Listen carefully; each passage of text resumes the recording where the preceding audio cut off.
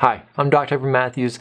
Today I'm going to be talking to you about how to convert from absolute VO2 to relative VO2. And by relative, I'm referring to relative to total body mass.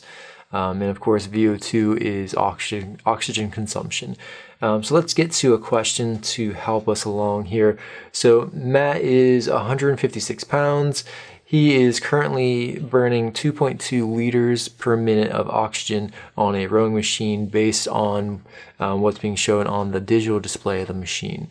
Matt is supposed to be working at an intensity of 30 milliliters of oxygen per kilogram of body mass per minute, so that's in relative units.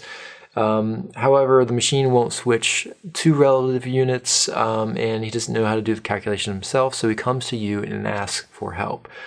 So now we're going to go ahead and convert it for him and help him figure out if he's actually working close to that 30 mLs per kg per minute that he wants to be.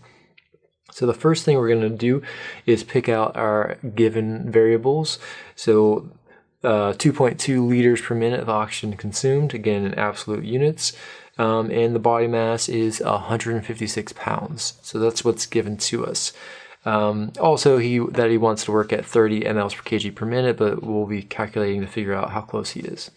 All right, so the first thing you need to do is convert from pounds to kilograms by dividing his weight in pounds by 2.2, and so 156 pounds is equal to 70.91 kilograms.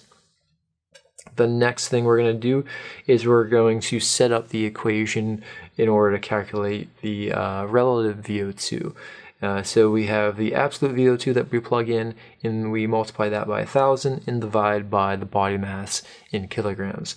All right, so we're going to start by doing the 2.2 times 1,000, and what that does is that converts us from liters to milliliters.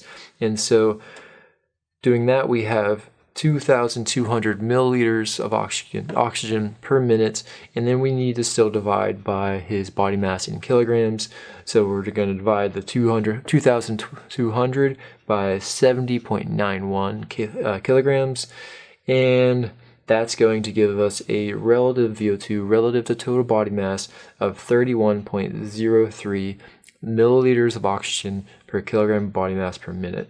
And so if we compare this to the 30 that was his goal, he's pretty much right on task. So this is a good exercise intensity for him. He's doing exactly what he wants to do, and now you've helped him find that out, and you've helped him convert between absolute and relative VO2, so you can see why that might be important for somebody.